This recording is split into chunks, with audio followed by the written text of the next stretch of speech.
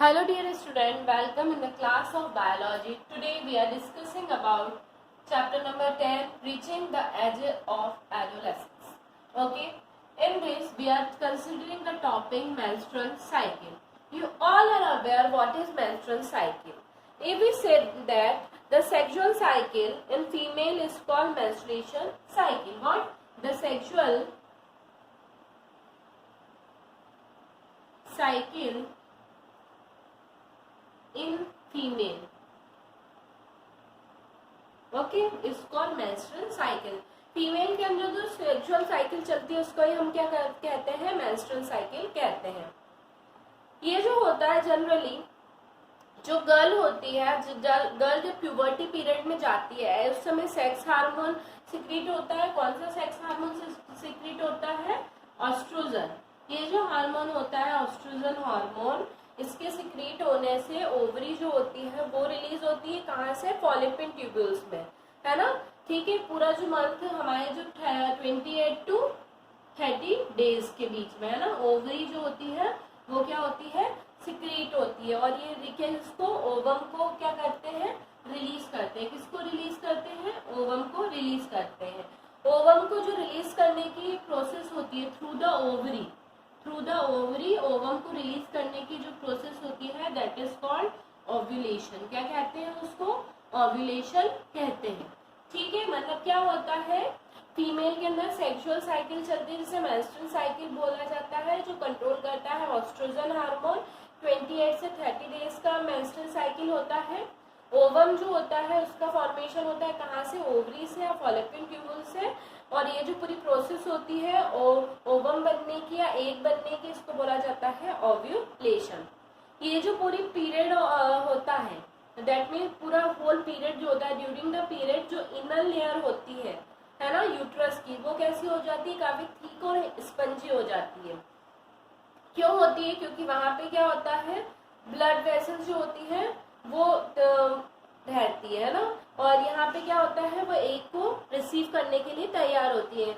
जब मेंस्ट्रुअल जो mature egg होता है, जब वो फर्टाइल हो जाता है फॉलिपिन ट्यूब्यूल से, है ना, और फॉलिपिन ट्यूब्यूल जो होती है वो फर्टाइल एग को क्या करती है? एम्ब्रियो के अंदर कन्वर्ट कर देती है. और ये एम्ब्रियो कहाँ जाता है? फीमेल यूट्रस के अंदर स्टेबल हो जाता है. और उसी पीरियड ऑफ टाइम को बोला जाता है प्रेगनेंसी. क्या बोला जाता है? उसी पीरियड ऑफ टाइम को प्रेगनेंसी बोला जाता है. ठीक है, उसी पीरियड ऑफ टाइम को प्रेगनेंसी बोला जाता है.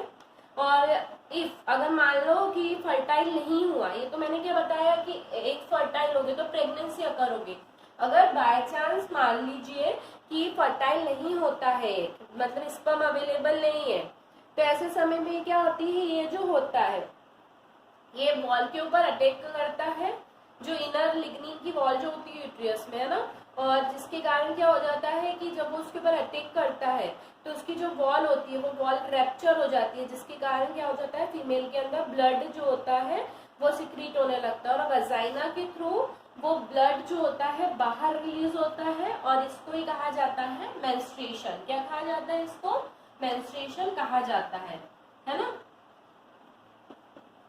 मेंस्ट्रुएशन कहा जाता है. अगर हम मेंस्ट्रुएशन की बात करते हैं तो जनरली कितने डेज तक चलता है? लेट 3 to 5 डेज तक, है ना. एक नॉर्मल मेंस्ट्रुएशन पीरियड कितना होता है? 3 to 5 डेज का देखने को मिलता है एक नॉर्मल फीमेल के अंदर, राइट. अगर ये जो मेंस्ट्रुएशन होता है ये क्या करता है? ओवा जो होता है इनर वॉल में, है ना, ब्लीड, जिसके अंदर क्या होता है? फिर से उन 3 डेज के अंदर वो फिर से जो वुंड हुआ होता है वो हील होता है. और आफ्टर 20 to 30 डेज फिर से क्या होता है? ये मेंस्ट्रुअल साइकिल जो होती है स्टार्ट हो जाती है. मतलब एक नॉर्मल फीमेल के अंदर कितना फेज ऑफ टाइम होता है मेंस्ट्रुअल साइकिल का? 20 to 30 डेज का. मतलब इतने टाइम के बाद फिर से मेंस्ट्रुअल साइकिल क्या होती है? रीस्टार्ट होती है. अगर ओवम जो होती है फर्टाइल नहीं होता तो मेंस्ट्रुएशन क्या हो जाता है? स्टॉप हो जाता है. और फीमेल जो होती है वो प्रेग्नेंट हो जाती है. अगर फर्टिलाइजेशन हो गया उस पीरियड ऑफ टाइम में तो क्या होगा कि वो जो एग है वहीं पे स्टेबल हो जाएगा और मेंस्ट्रुएशन क्या हो जाएगा?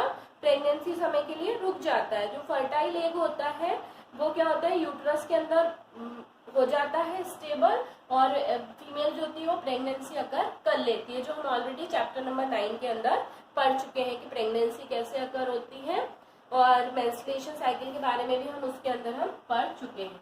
मेंस्ट्रुएशन से दो टर्म रिलेट करती है, एक होता है मेनार्ज, ठीक है, और दूसरा होता है मेनोपॉज। मेनोपॉज, ठीक है, मेनार्ज और मेनोपॉज दो फेजेस देखने को मिलते हैं। मेनार्ज की अगर हम बात करते हैं तो मेनार्ज क्या होता है, द फर्स्ट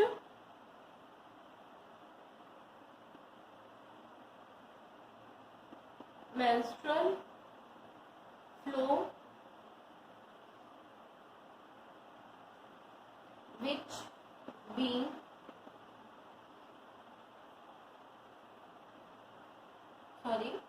which began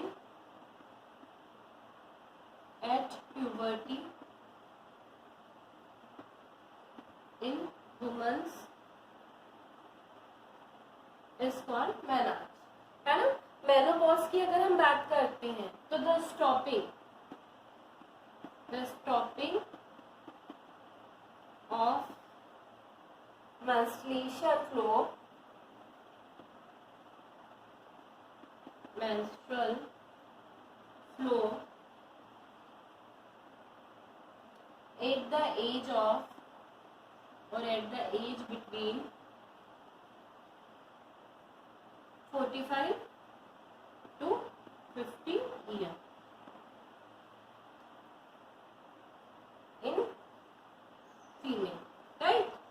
इसे कहा जाता है मेनोपॉज। मतलब मेनोपॉज क्या होता है, एक ऐसा टाइम जब क्या होता है, मेंस्ट्रुएशन फ्लो जो होता है वो रुक जाता है। किस एज में, 45 to 50, मतलब जो 12-13 की एज में जो ये स्टार्ट होता है मेनार्च, उससे लेके 40 से 45 की एज तक ही फीमेल फर्टाइल करने की कैपेसिटी रखती है। इसके बाद फीमेल के अंदर फर्टिलाइजेशन की कैपेसिटी क्या हो जाती है, खत्म हो जाती है।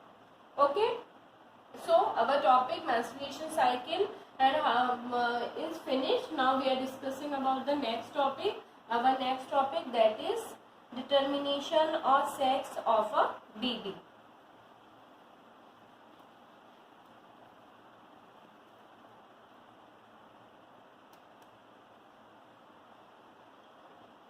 Determination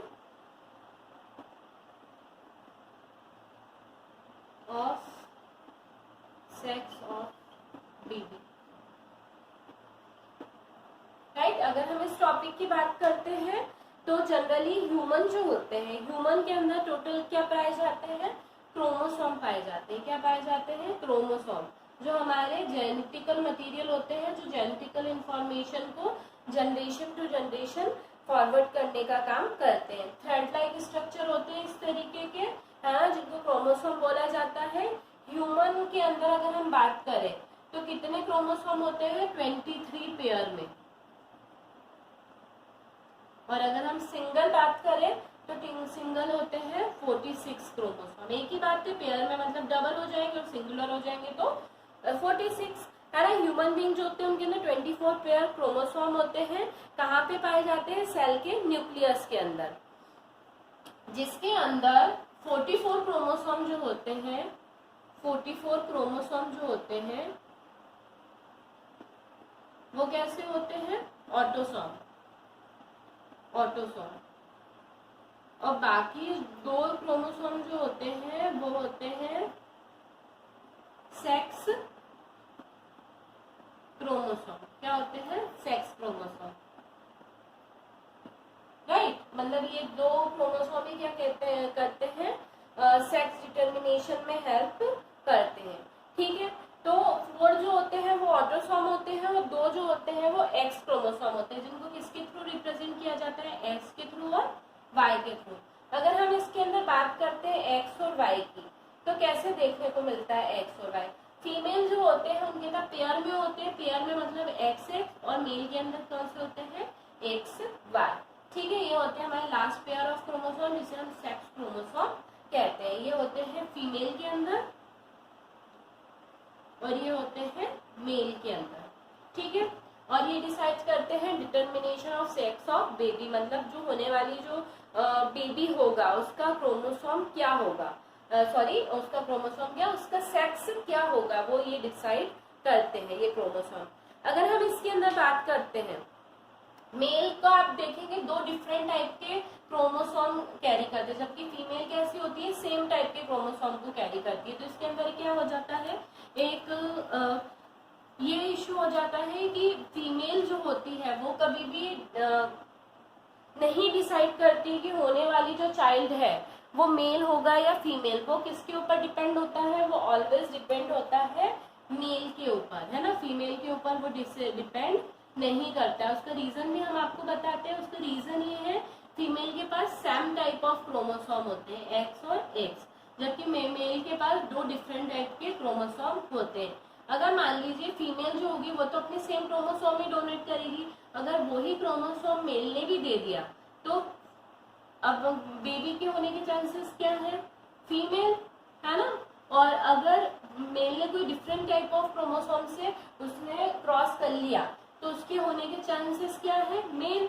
तो दैट मीन्स कि क्या चांसेस होते हैं, 50% फीमेल होने के चांसेस होते हैं और 50% मेल। मतलब जब फर्टिलाइजेशन होता है एट द टाइम, मतलब जब एग और स्पर्म जब फर्टाइल करते हैं उस समय कौन से क्रोमोसोम ने एक्सचेंज किया है मेल और फीमेल के, उसके ऊपर डिपेंड करता है कि आने वाली जो चाइल्ड होगा वो मेल होगा या फीमेल होगा।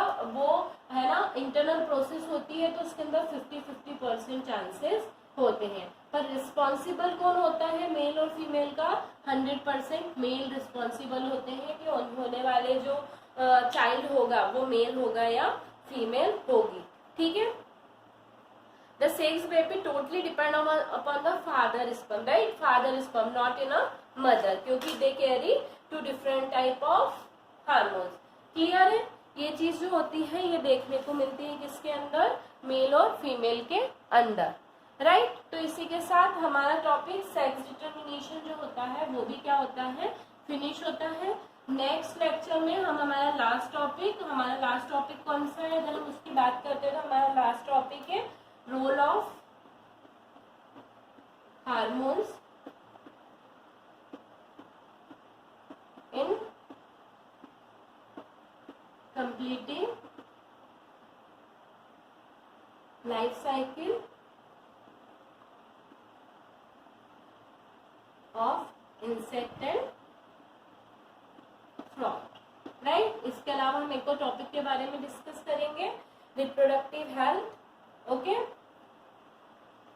Reproductive health. Okay student, till then have a nice day. Goodbye student.